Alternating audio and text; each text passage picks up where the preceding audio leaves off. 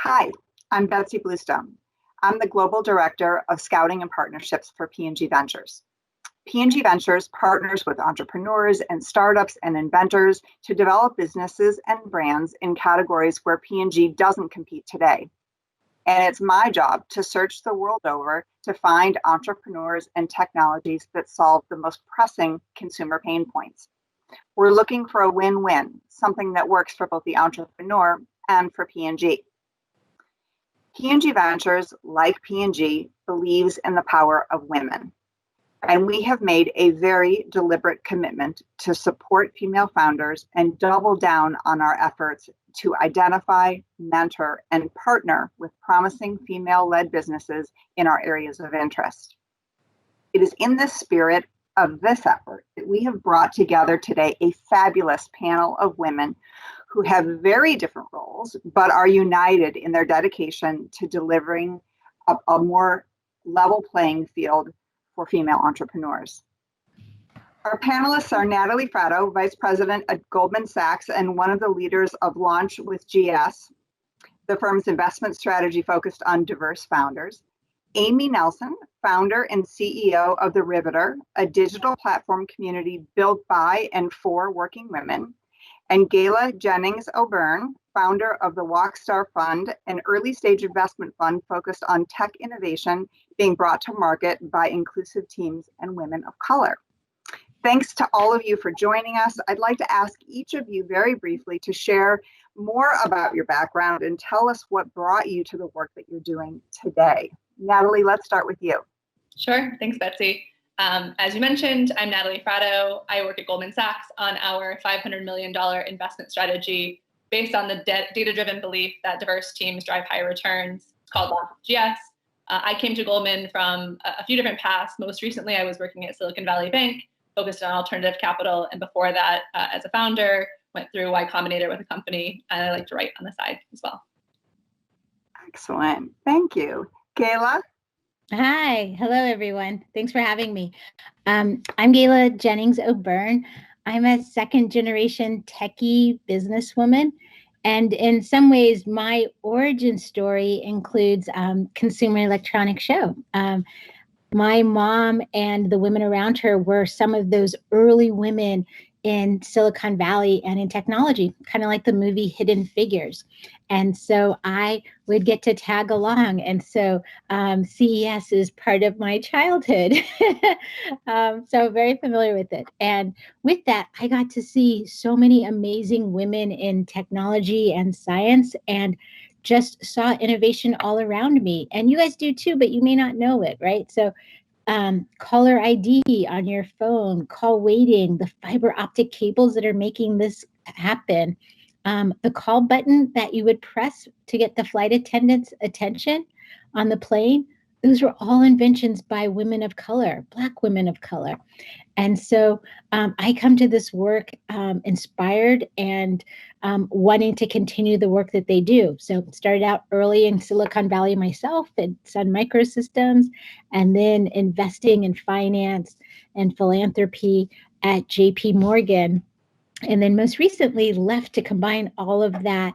And instead of just doing investing for others and in other types of companies, now I and my co-founder and the team, we're investing with a gender lens into early stage tech companies that are women founders and exclusive tech teams. Great. Amy, to you. Thanks. My name is Amy Nelson, and I started working in the startup space after a career as an attorney.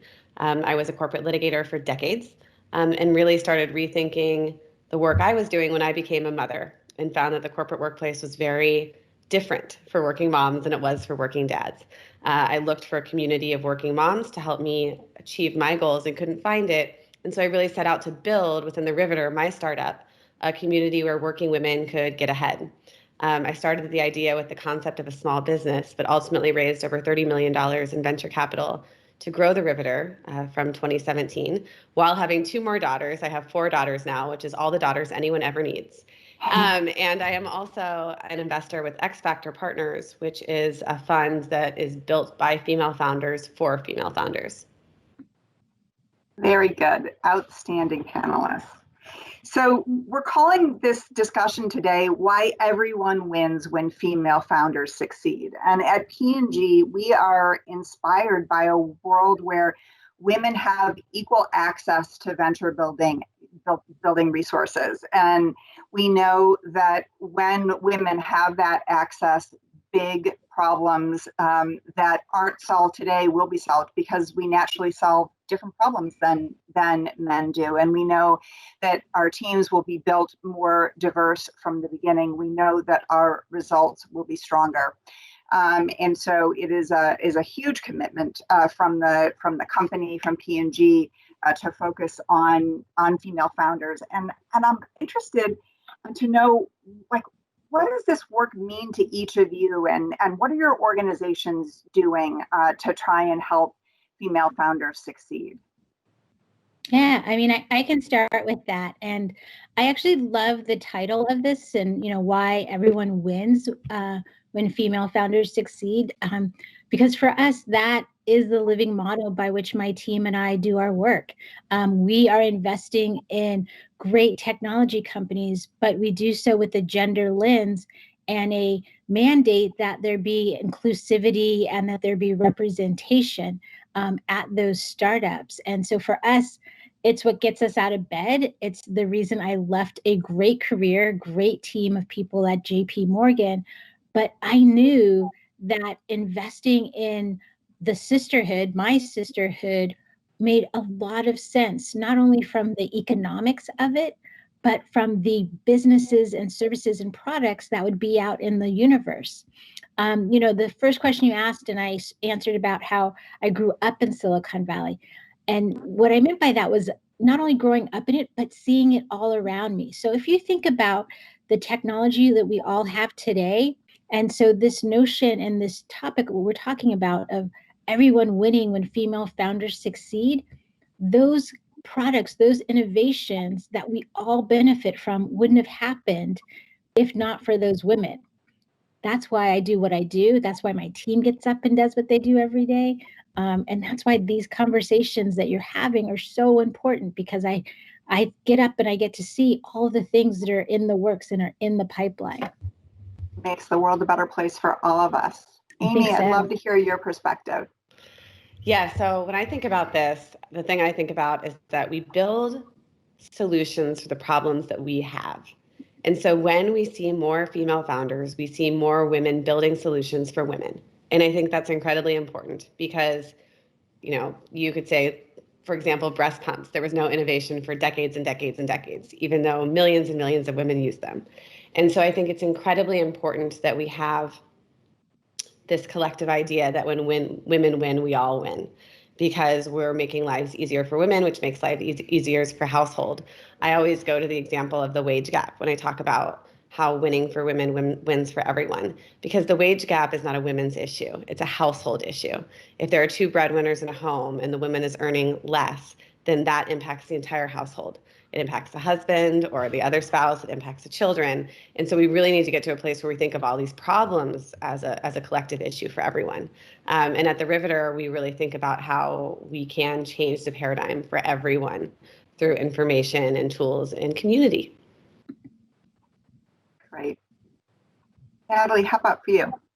And Amy, I love the way that you're talking about it in economic terms. I think as the person from Goldman Sachs on the panel, I'm probably expected to come in with the financial expectation and why we think about it in economic terms. But the truth is we really do, and for good reason.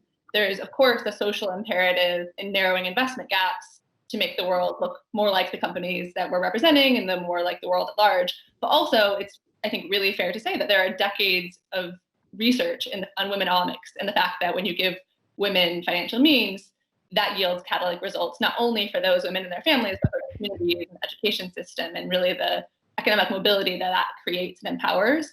So that, coupled with the fact that there's a huge market imbalance, is the reason that we started launch with GS. We deeply believe that if you think about it purely as women representing an asset class, it's an asset class that consistently outperforms the market, yet is underinvested in. So naturally, there is an opportunity there to not only yield results, but also to build upon that multiplier effect that happens when more capital gets in the hands of more women. Absolutely. And, so much has been said about the capital efficiency of women-led businesses and truly what a good investment they are. But yet the facts are still the facts. And I think Crunchbase just recently had an article that said that in 2020, it'll be about 2.3% of all venture capital will go to female-led startups, even less than that for women of color. And so as we think about that and wrangle that, I guess the question is, does the private sector have a role to play? And if so, what is that role? What can we do? So I think the private sector absolutely has a role. I think they must play a role in all of this. I don't think that this is something that will happen without companies, without brands stepping in and saying, we want to work with female founders, we believe in female founders, and we will buy from female founders. One thing that I think is really important and is often overlooked is that this isn't happening in a vacuum. We don't hear a lot about female founders products because they don't receive as much financing as male founders. So, they might not receive as much press, and so they might not be as front and center for consumers to buy, for brands to amplify or acquire, which is a big part of the process. And so I think the private sector has a pivotal role to play in all of this. And I think we are seeing some companies do a great job in that. Natalie, I'll move it over to you. Sure, yeah. And building on what you're talking about, Amy, I think it's really important. Well, first of all, the shorter answer is absolutely yes. I think private sector not only has a role to play, there's an imperative for all of us to take part in them and really carve core business strategies out of focusing on diversity. But I think there's two really critical pieces to keep in mind when we think about why this is the challenge that we're facing and what we can do about it. The first is that it's incredibly systemic. So in order to build a business, it's a whole lot easier when you have wealth. And for many groups, women included, but also it's even more pronounced for Black founders, Latinx founders. When you are systemically denied access to wealth creation opportunities, it makes it increasingly difficult to start businesses, to grow businesses, to get more capital in order to add to it. So the solutions themselves have to be systemic in nature too. We need to get more capital into the hands of asset allocators, more people like Gayle who can go turn around and write more checks into more people who represent those ideas that are not being addressed that Amy's mentioning. And then the second thing is, and then they're very interrelated, that this is a network-based issue. So much of where businesses are created and funded happens through these, clubs and groups of people where those doors have often been shut to people who do not look like the 90+% who have been funded for the past, many decades. So when we think about Launch with GS and what we're doing at Goldman Sachs, so much of what we think about is systemically how we can create more wealth and creation opportunities to invest in female-led companies by putting money in the hands of other check writers. And then secondarily, how do you add to that capital with network components, access to connections and opportunities, and create other warm networks that can recreate the catalytic effect that has been happening in closed doors until now. I love everything that Natalie said. I mean, but I would just say, yes, absolutely. The private sector has a role, and, listen, we're among family here. So people should invest. It's no longer okay to say you're an ally if you haven't done the work. And so 2 ways to do the work is 1, write the check, 2, access. And so what do I mean by both of those? 1, writing the check is just that, invest. And guess what? There's a range of ways that you can invest. It can be angel, it could be crowdfunding with $100. It could be into fund and that's directly into companies, right? It could be into fund managers like myself, right? There's diversity in who we are, and then we're investing in the diversity and inclusion that we're all talking about. And then access. Access is such a huge thing. The fact that I got invited to be on this panel, to be able to be a part of this conversation, that is value. That is someone taking their privilege, their power, their access, and opening it up to someone like myself.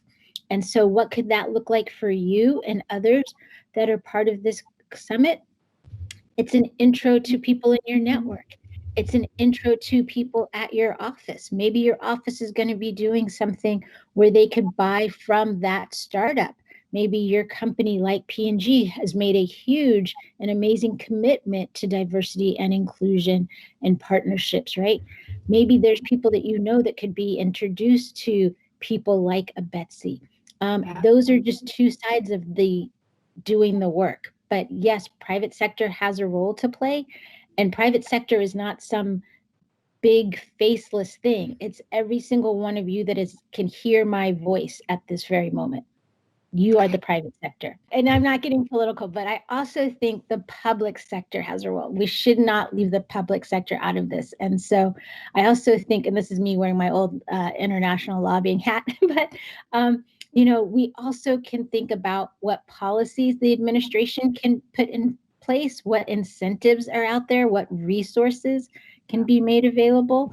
There are cities, I know where I am in New York City, that are doing really innovative things to help and support startups. And so I think we also need to call upon those that we've put in various offices to support us in this work.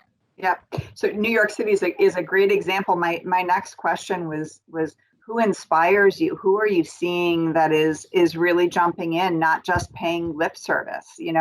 What companies that you interact with and see that are really stepping in and making a difference?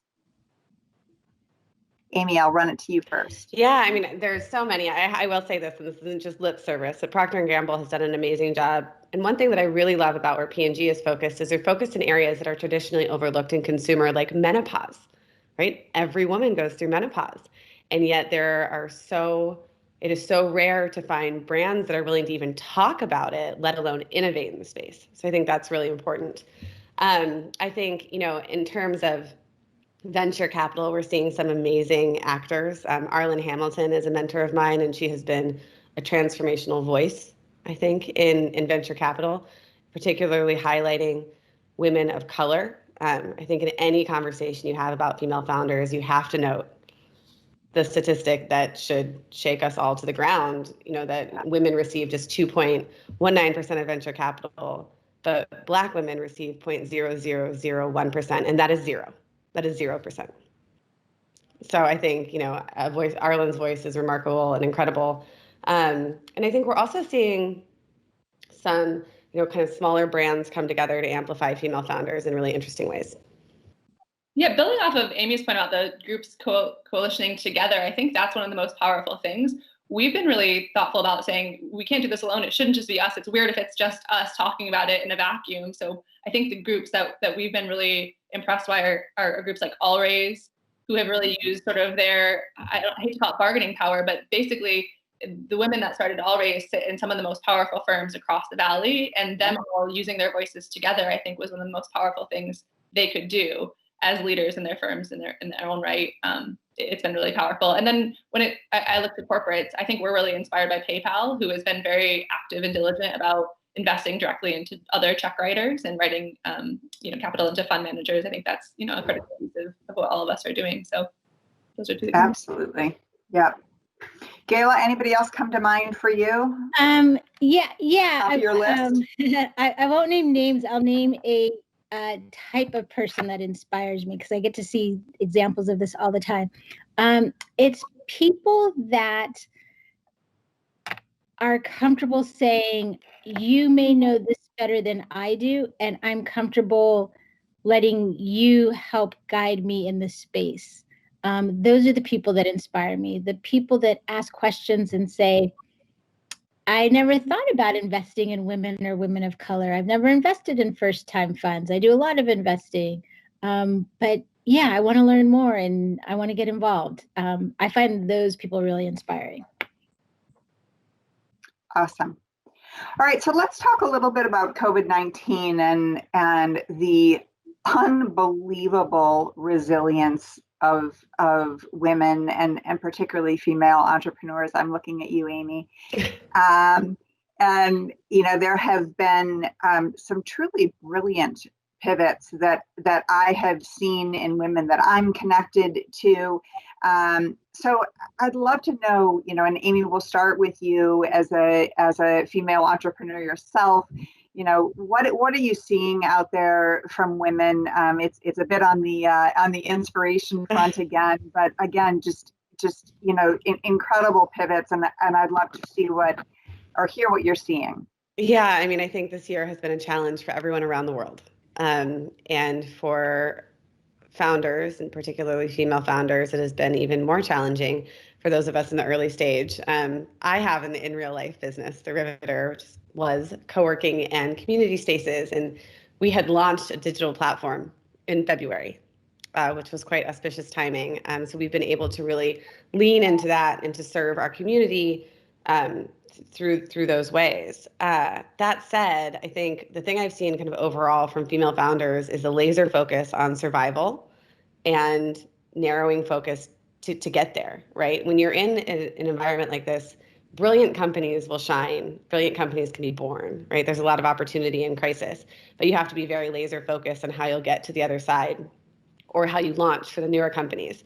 I've seen some really great ideas from companies like Knixwear, which is women's undergarments, has an amazing female founder, Joanna Griffiths in Canada, and they have really, leaned into what they sell online and pivoted to providing PPE across various countries, which I think is just remarkable because it goes to show women reinvest in their community. And that's one of the things I'm seeing from female founders across the board, is that women are really just reinvesting in their communities with everything that they can and everything that they are. And that's remarkable to watch.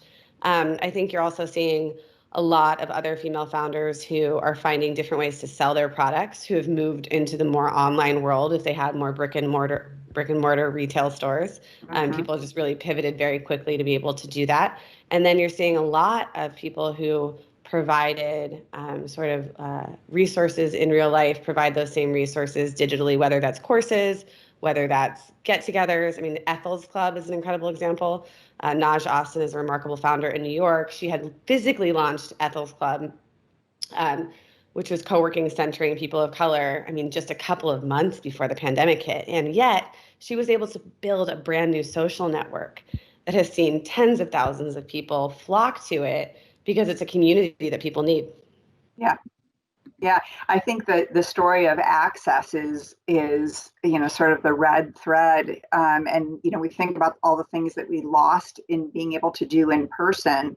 One of the gains is that so many more people can participate, right? And whether that's through social networks or training or whatever it is that you wanna grab onto. I think it's really interesting too when you talk about it in the context of female founders, because one thing that is rapidly evolving through the pandemic is how founders raise money. I have always thought one of the barriers to women raising venture capital funds is the fact that you have to go on a roadshow. You have to get on planes and go where people will talk to you at any hour of the day, any day of the week. And I was able to do that because my mother moved to Seattle after she retired from teaching to help me with my small children. But I would not have, because my husband also travels for work, I would not have been able to do that without my mother's support because I couldn't have afforded to. And so, it's really, I think it is so encouraging to me that venture capitalists are now engaging to hear pitches, to meet founders online. And I think that will transform access as we move forward. 100%. Natalie, tell us, what inspires you? What have you seen in terms of female founder resilience and pivots and all that good stuff? Well, first of all, Amy, going back to the question earlier of who inspires you during COVID, I think in probably more ways than one, you are definitely one of those inspirational founders. I think when you think back to the data, Betsy, that you were mentioning about how, unfortunately and frustratingly, in the last year, capital has actually slowed in the flow toward female founders. I think there's another piece of data that's really relevant here, which is over the summer, and I think it was All Raise put out research around how female founders in particular have the lowest capital buffer in their businesses. So anything like a macro shift like this that's naturally going to be hard is going to exacerbate any of those other systemic issues. So naturally, it's going to create additional constraints on women. And then you compound it with the fact that same report, 52% of women said they bear caregiving responsibilities for their families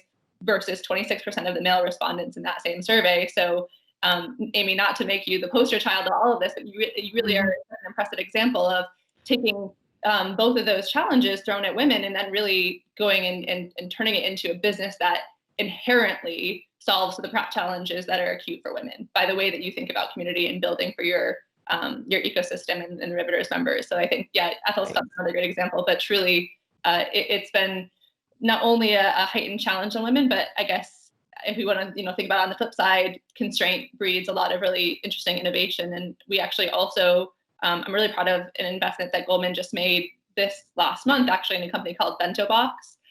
Crystal, another founder who I would put in those inspirational figures category. Her business inherently is a software platform that helps small restaurants align themselves better to be able to build an online presence and sell their food online. And the way that they align themselves with small business owners, they've been positioned as a big help to these businesses in a clearly difficult time for restaurants as well. And they've been, a safe haven for a lot of these restaurants in COVID. Yeah. Interesting timing for them for sure. Gayle, tell us about some of the companies in your portfolio and others in terms of the pivots that you're seeing with COVID. Did you see some shifts that were particularly productive for them? Yeah, it's interesting. So our lens is technology. We invest in tech companies, and those are those that are looking at and focus on consumption, whether it be media, ed tech, fintech, retail, food. So it's all under this lens of consumption that we invest in. And there actually hasn't been a lot of pivot in the companies that are in our pipeline and that we know. And the reason being is because they were already building for how people will be consuming in the future. So this last 12 months was already sort of baked into, if you will, how behavior is changing. So interestingly, we haven't seen a lot of pivot. What we have seen, though, is an increased confidence and commitment into the space that they're in. We've seen increased performance and this sort of aha of like what we've been building works even in the midst of a pandemic. And there's this like aha moment that has clicked for them in very different ways. Not to say that it's all kumbaya, but it hasn't been the pivot in the same way that I think that a lot of small businesses, right, restaurants and service-oriented businesses are grappling with. It looks very different when you're building these tech companies, which is where we focus. And that's been really inspirational for me, right? Like that, I get up each day for those women and those teams because they're the ones hitting the ground. Yeah. Okay. So I want to talk about, some of the other supporters in our network. And as I think about P&G Ventures and some of our partners, we've done work with iFund Women, with Female Founders Fund, with BBG Ventures, with the Banana Project, with Springboard. I mean, we are all in on making sure that we're connecting with female founders, that we're mentoring female founders, that we're looking for partnerships and ways to really build that in as we're creating new brands within P&G Ventures. I'm interested, what advice would you give to female entrepreneurs who are hitting roadblocks? So I just rattled off a few that are those places that you can go, but are there other places that we should be helping female founders who are hitting roadblocks? Where should they be going? Yeah, I mean, I think you started correctly, which is like we have to activate our networks, right? We have to raise our hand and let people know when we need help. And I think so often that's in conflict with wanting to show people that you're prepared and that you've got it all under control, right? So there's this vulnerability, this healthy tension of having to raise your hand and ask for help. But I think, at the end of the day, people want to be doing good. They are okay if you give them a specific ask, right? Not like, hey, I want to change careers. Where should I go? Or, hey, we need another big client. Where can we get it? Right. But people like homework. People like a specific ask. The other thing that we talk a lot about with the founders is prioritize partnerships right now. Solo is not sexy. Like getting through this pandemic, getting through any economic turmoil and upheaval is going to require partnerships. And so I loved all the names that you listed, because those are people that are all about partnership. And then the other thing we talk about is your customers. Like, become a BFF to your customer. Like, go back in and figure out why they're buying from you. What was that value proposition that said, I'm going to buy or purchase from you? This is the time, if you hadn't before, this is the time to be listening and understanding your customers. And then the last thing that we talk about and advice that we give is, what if you were to start by asking how you can be of help to someone else? It's so simple and it's so powerful. You know, the beginning of the year, we started raising our fund. And by the middle of the year, I said, we're no longer going to ask people to invest in our fund. And my team was like, so have we stopped raising? Are we closing? And I said, no, far from it. We've got a lot more to raise. I said, but you know what? Let's not ask anymore. Let's have a conversation with people and just figure out if what we're doing is something they want to be a part of. Let's ask even the companies we're investing in, how are we helping? Are we a help, or are we just a check? Natalie probably doesn't even know this, but we had a year-end stakeholder meeting, and 4 people from her team came on the call. And it was so beautiful, because it was just this moment of like, we're not in this alone, that partnership is there, and that we are each other's keepers and helpers and supporters. Sometimes it starts with like help, right? Like Launch with GS is an amazing program, but it's a lot of work. And so maybe there's ways we can help. Maybe there's things that we're seeing on the ground, because we're in the streets every day, virtual streets, that may be, great insight for them, and vice versa.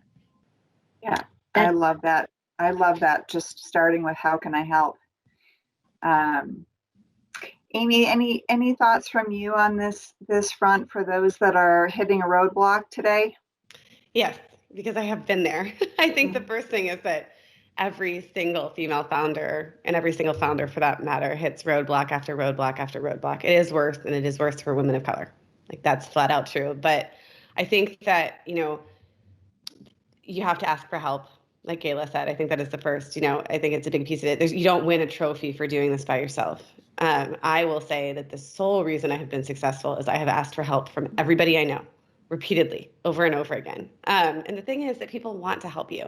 People want to help you succeed. And so I always think of it this way. Oftentimes I'm not asking for a favor. I'm inviting someone to participate with me in something I believe in. And I love to be invited to participate in things I believe in. And so I think that helps me get over the hurdle of asking for help. There are incredible communities like the Riveter, like Ethel's Club, and so many out there where you can talk with people. So I think that those are great places to go. I also think, when I started the Riveter, when I had the idea of it as a small business, I went to the Small Business Administration. There are other places to go for help that we don't typically think of. And it doesn't mean just because you start with the idea of a small business doesn't mean you can't go raise venture capital, right? Those two things are not mutually exclusive. You can grow into it. The first check I received for the Riveter was a $10,000 check from a Small Business Administration affiliate for a pitch competition. And that kind of, was a great launching pad for me. But I think those are really great places to go. I think that incubators can be really wonderful if they're the right fit for you. There are some remote incubators that I think are really great, particularly if you have a family to take care of, or you can't leave your home for taking care of your parents. Female Founders Alliance has a remote incubator. Techstars Anywhere is also a remote incubator. So those are great options as well. Love it. Natalie, thoughts from you? I really echo a lot of what both Gayla and Amy are saying about the being ready to ask for help. But maybe it's worth, and I imagine many of the folks listening are actually in positions to be able to be those offering help as opposed to asking for it themselves. And I think one thing that we think often about is how we use the microphone that is Goldman Sachs and make sure that we're passing it in appropriate ways. So I think when we think about events that we put on as Launch with GS, so much of what we focus on is creating, I mean, this is a very simple example, but an ask and offer setup, where if you're the person in charge of creating a room, making sure that there is a time in which you solicit directly and actively from those who are on the line for them to both offer something to the audience, and everyone has something to offer. It doesn't need to be, capital from all of those in the room, but, whether it's like, I know of a great growth marketing teammate for somebody, or I have a really great junior hire you should think about, et cetera. And then also asking for something as well. So ask and offer circles have been, I think, really effective ways to pass the mic, and that works well for us. And then just to add in other groups that we think highly of, and there's way too many to list, but just some off the top of my head that we like to partner with often. Love Black Women Talk Tech. I think they're doing incredible things. Tech Ladies is a great group if you're thinking about hiring. The Riveter, of course, and many others things come to mind. Fantastic. All right, guys, we're going to wrap it up. I'm going to ask you quickly, if you had one word to describe your outlook for 2021, what would it be? Natalie, we'll start with you. One word? One word. Committed. Gayla. Excited. Amy. Resilient. Awesome. All right, my last one for you. If we were having this conversation, say 5 years from now, and I hope that we are having this conversation in a celebratory, oh my gosh, we have changed the world kind of way. But I'd love to know, what do you think sort of the tenure of that conversation would be? What do you think will be sort of the landscape for female founders? And Natalie, I'm going to pass it back to you again. Still committed. No. I think we talk often about it would be really incredible to be in a world where Launch with GS no longer needs to exist. If we don't exist in that time frame, I think that would be incredible, because it would mean that the thought process is really just like endemic to Goldman Sachs and others like ourselves as big financial institutions. But in truth, I think it's still a long road ahead. There's way more work ahead than we have, past us. Of course, obviously you can look at the statistics and just know we're not where we need to be. I'm hopeful that at that point, those who are not thinking about it in this way will feel similar to the way that folks, I think, feel right now when you look about sustainability and climate and think, oh gosh, I've missed the boat. How am I ever going to come back from this? In the same way that they think about diversity. I hope that is the feeling that people have when they're not in this game. But I think it's hopefully going to start to reflect the world we're in a little bit better by that point as well. Love it. Gayle, 5 years from now. Yeah, I mean, I believe that in 5 years from now, we will have a Black or Latinx venture-backed tech founder who's surpassed $1 billion valuation. And I think the question will no longer be about undercapitalization, but rather like, oh my God, how do I get into the next amazing deal? Tell me where it is. I want to get involved. Amy? I love that, Gayle. And I think, to piggyback off of that, one thing that I hope for in the next 5 years is that every investor who identifies as a man makes a commitment to diversify his own portfolio of investments, whether it's through a fund or as an individual angel investor, to be at least 50% women, people of color. It should be more than that. Along the adage of Ruth Bader Ginsburg, when she was asked how many women should be on the Supreme Court, she said 9.